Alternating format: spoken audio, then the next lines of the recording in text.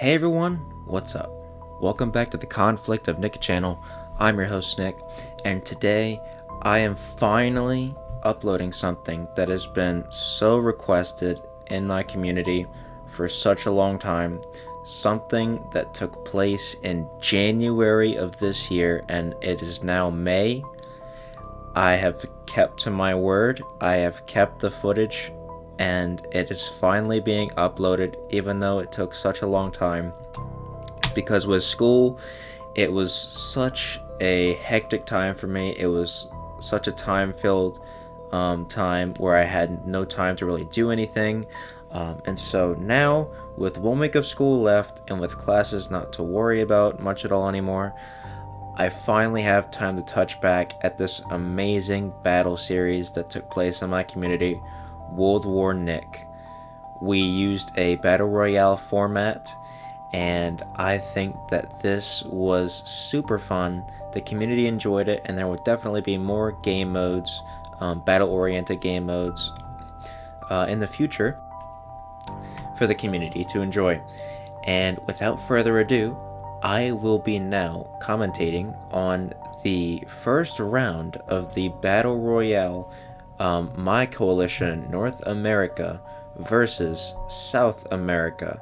They're both 5-man teams. Both teams had 30 days to prepare, well 33 days. And so basically we started, I think, a week ago, and it's like 33 days because we started basically at, I think, 1 p.m. So this is January 26th, 1 p.m., and this is when the battle starts. So guys, I really hope you enjoy this. The quality might be a little bit lower because the footage is a little old, and I had to do it a different way than I usually do because I did not have commentary on this video because I was talking with my teammates in a voice call while this was happening. So I hope that doesn't hinder it too much, but without further ado, why don't we get started in episode 1 of World War Nick. So, setting the scene, we are on the front of Colombia and Peru and Venezuela and Brazil. Our team has communicated throughout the week, and we have decided what everybody's going to go for. We have special forces on the line. We have a huge navy, myself going cruisers for the most part. We have artillery from Canada, multiple rocket launchers from Colombia and Venezuela. The Venezuelan special forces, you can see here, Colombian not gunships, attack helicopters, and multiple varieties of anti-aircrafts. And we have heavy land stacks from myself to act as tanks. And we have fighter jets, we have MPAs, we have everything. We have AWACS, we have everything we need. We have a subwall to the north. And we are going against enemies that are going to be using some very deadly weapons. We have strike fighters on standby. And as you can see, we are encountering heavy artillery fire. Our navy is moving in to the Peruvian coastline to start bombarding that city because we feel confident enough that our navy will be able to hold the line in case any naval attack comes, and we have no patrol aircrafts on standby as well to do that. As you can see here in Venezuela, we have multiple rocket launchers on standby. We are mainly trying to guard our homeland cities here, and really what is happening is, first of all, a bombardment. But as you can see, we have an air assaulting special forces team, a 10 stack in total, 2 5 stacks to make them move faster, going towards the front line. We have attack helicopters now going for this stack, going through the jungles. The jungles mean that the mobile anti-aircraft will not have a very high damage output, and that is going to mean it's not very effective against the helicopter. Our anti-aircraft is now engaging things. I believe that was an AWACS. We lost an AWACS to frigates, sadly, and now we are pushing the line forward still. Our strategy is to push through Colombia and Ecuador because Ecuador gives us the best chance at pushing through unopposed because of the terrain. The terrain is forest, and that is way better to push through than jungles and mountains. And mountains also give us a chance to use our artillery units, as well as being close to the coastline where our navy can put in work as it is now. We are bombarding them with our massive navy, with the Mexican Navy, and my navy with Ranger 1, and we are kind of rotating our Navy to the east and west, depending on where they're needed, because to the east there is a sizable Brazilian Navy that we are making contact with that is being in trouble. But for right now, we are focusing on this air assault with the Special Forces, and the attack helicopters are about to inflict some serious damage. There is multiple rocket launchers here. There's Chilean units, Argentinian units, Bolivian units, the Bolivian artillery, tanks, everything. And we are about to inflict some heavy damage to that 7-stack, especially. That 7-stack is about to be gone in an instant. We just killed 6 of those multiple rocket launchers, and our Apaches just killed so many of their units. I would say maybe an estimate of 20, maybe more, who knows, but I think that's around 15 to 20 units we killed in total, which is a serious blow to them. Our Special Forces have now landed, and we're making contact with their stacks. Their multiple rocket launchers are now surrounded. I told Venezuela to land the second Special Forces group behind so that we could see further and also trap those units so that they cannot get away.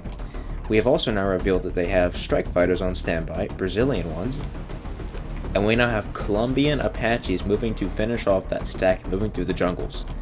We have a Mexican ballistic missile launcher that just launched a ballistic missile.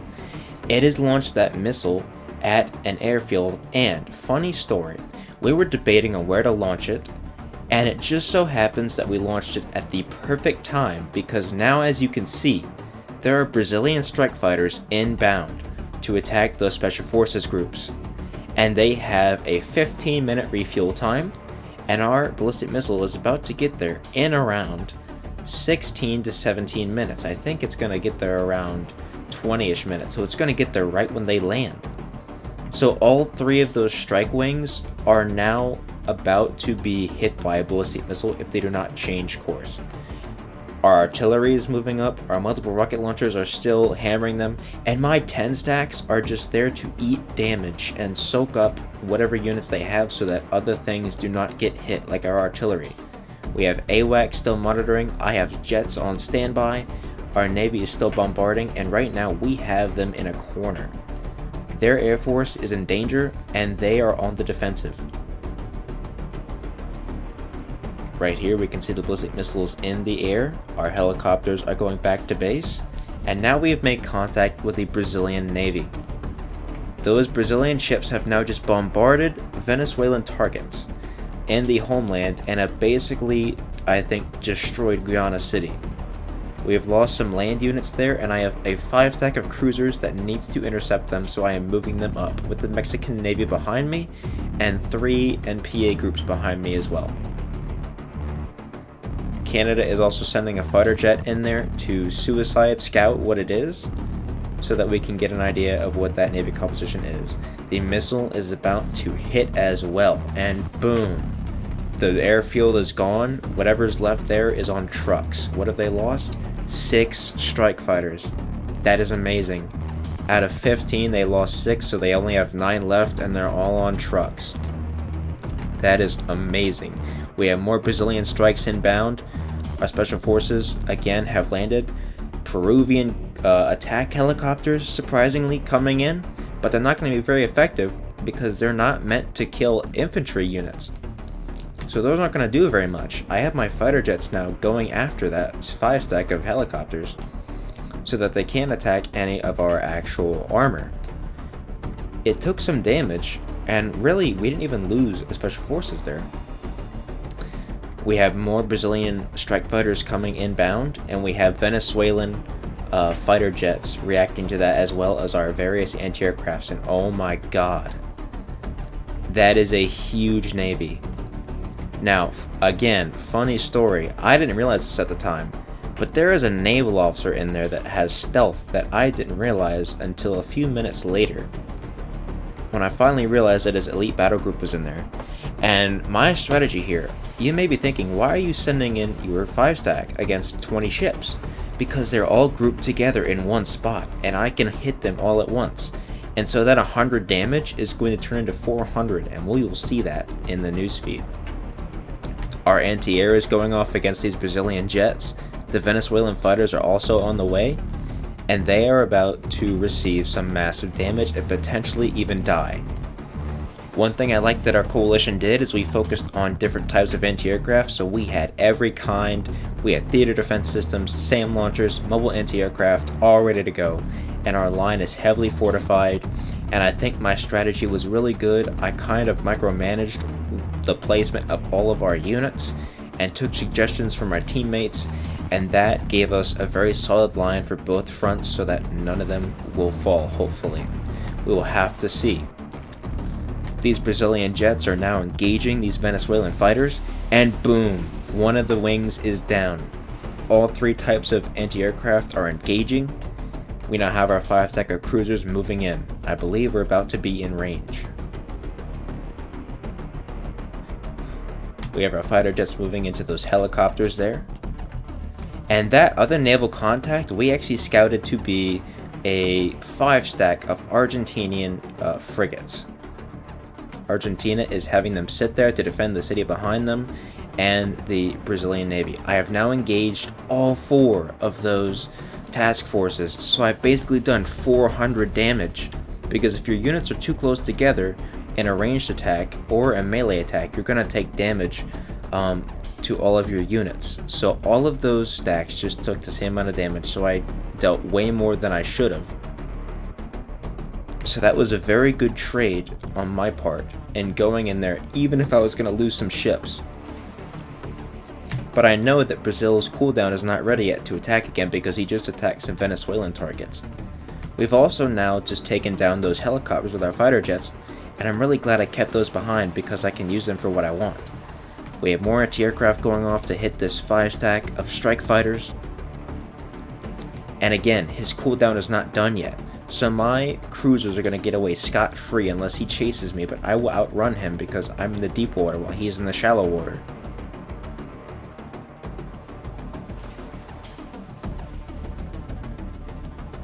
I am moving my fighter jets to go back on standby after they refuel and wait for any further targets that need to be taken down by them. The Brazilian Air Force is back again, taking massive hits from our anti-aircraft forces. Our Iron Dome is working out very nicely. We have multiple rocket launchers still bombarding that Peruvian anti-air stack, and he's actually moving in. And that's not a very good idea by him because our southern line is not open, it is fortified. We have an epic battle between one recon vehicle and one Brazilian infantry unit going on, more anti-aircraft going off, and that Brazilian strike fighter wing is now gone. All of that anti-aircraft going off. And now we have our special forces about to engage this heavy 5-stack, and a 5-stack just like that gone. We have taken this province, and my 10-stack is there to support our special forces stack. And now we have spotted a 5-stack of Peruvian naval patrol aircrafts. We're now engaging it with anti-aircraft. And we have also spotted many naval targets. My MPA was there and it died. And we actually spotted many sonar contacts, possibly 5 stacks of submarines, maybe even an officer. Brazil is now sending stacks to attack on the west or on the east. And we are now engaging with naval patrol aircrafts and submarines. That is an elite officer we are now engaging, and our navy is not fully there. The Mexican Navy is mainly behind us. We only have 3 stacks here. So we need to see if Ranger 1 can survive this because they're in a very dangerous spot. Peru is moving up. I have 3 5-stacks of naval patrol aircrafts coming in to intercept those submarines, and now they have arrived, and the Mexican Navy has also arrived en masse. We have more Peruvian 5-stacks of naval patrol aircrafts, max level. Our fighter jets are now back on call and moving up to the front line. All of these submarines are moving up to attack us. But the Mexican destroyers will help us as well as my naval patrol aircrafts. Ranger 1 and my cruiser 5-stacks are now retreating. Our special forces are moving up to intercept that Peruvian division, and we're going to meet them head on. My 10-stack is standing by. and there's also more aircraft contacts moving up as well. I suspect there are more naval patrol aircrafts. My 5 stack of cruisers is moving up because the Brazilian Navy is retreating and our anti-aircraft is going off. It didn't do very much, but it is still doing something. The Chilean Navy is here as well, and Chile was suspected to go for cruisers, and I believe that's what he has gone for. Those are going to be a problem for Mexico's Navy, but that's where I come in with my heavy cruisers and naval officer as well as MPAs. We're going to be hitting the submarine.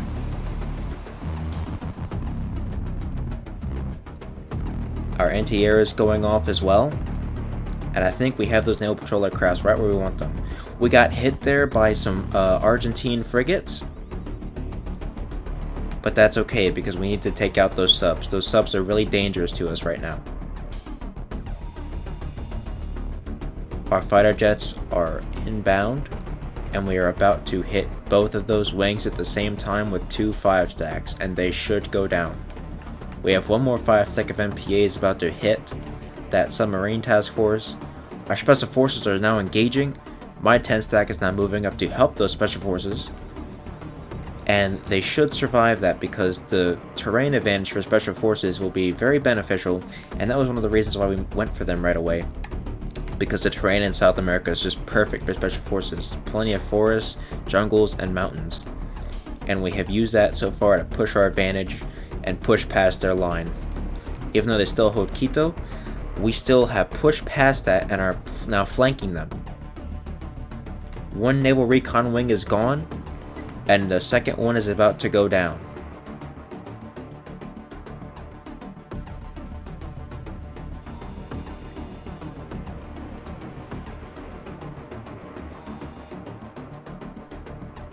All of our MPAs have engaged, and I had a glitch right there, so I had to refresh my game.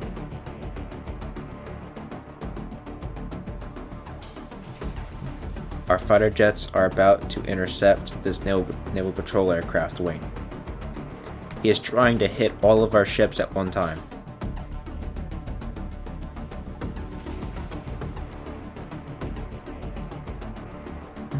And boom, it's gone. Peru's Air Force is now hurting really bad. We're now doing hit and run tactics against the Chilean Navy.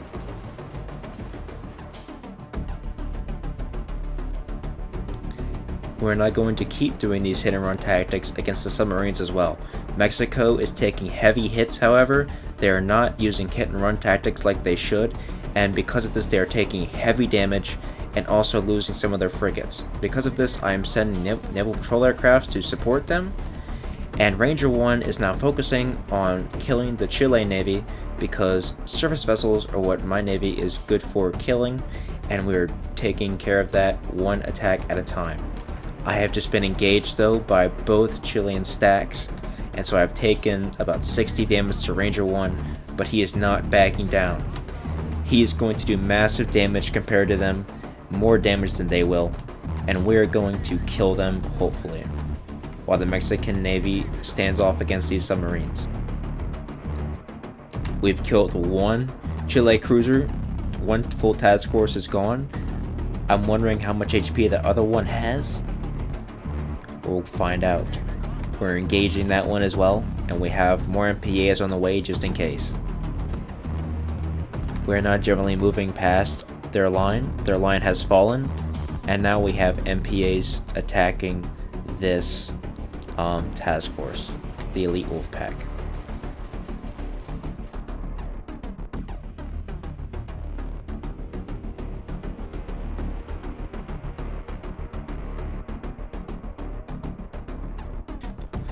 So guys, I did not manage to get any more footage because I think some of the footage at the end got corrupted or was lost. I think I did lose some of the footage at the end, but overall I will just explain quickly what happened because really most of the battle actually just happened there. So really that Chile stack and that Peruvian stack were the last naval units on that flank, and the Brazilian Navy retreated, went north, and our sub-wall detected that, and he went to bombard Washington DC as a last hurrah. We chased him down, and he actually took out some of our naval units, but we eventually were able to finish him off. Washington, D.C. sustained some damage, but in the end, we were able to take down their navies and maintain full naval superiority. We were able to push past their lines and be dominant in air, land, and sea fronts. I think it was great teamwork on my team's part. The voice call especially helped. We were able to make split-second decisions and communicate in a top-notch way that I think was perfect. We had all our units that we wanted, and we had great resource management, great trading, and overall this first war went by really quick. But these enemies did really well. They did a really good job. They were all active during this battle, and I think that it was a very fun and quick battle in my opinion, and really it kind of shows how you need to fortify your fronts and what unit mixtures can do for you. We had all types of anti-airs. We had defense against missiles, planes, and helicopters. We had armor to soak up damage and hold the line if they started to push. We had artillery units in the mountains. We had special forces to push past their lines and wreak havoc to their artillery. We had our navy on standby to bombard them where they were vulnerable, and our navy had a very good composition of frigates, destroyers, and cruisers for this battle, as well as our attack helicopters. Oh my god, that was amazing. We took down so many units with those helicopters, and our AWACS and MPs, we were just able to have eyes on everything. That was kind of what I wanted. I wanted eyes on everything. I wanted to have as much information as possible, and we were able to take it down. We had fighters on standby to take down whatever they sent in as far as aircraft, and it worked. And the missile was really lucky, but we only had a couple of those, so it was really good that we used it the way we did. Those strike fighters could have been a really big problem, and even though we had anti-aircraft, it would have taken a lot of anti-aircraft hits to hit those, and my fighters might not have been able to take down the MPAs at the end because they might have been taking damage from the strike fighters, or they might have been preoccupied with them.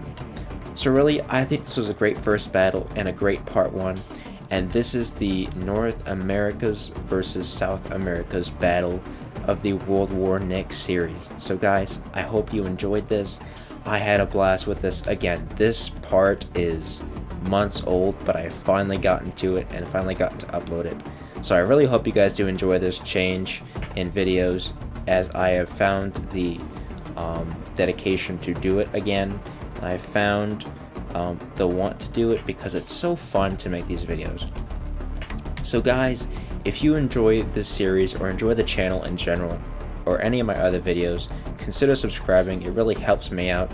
If you liked the video, you can leave a thumbs up on it. If you didn't like it, you can leave a dislike.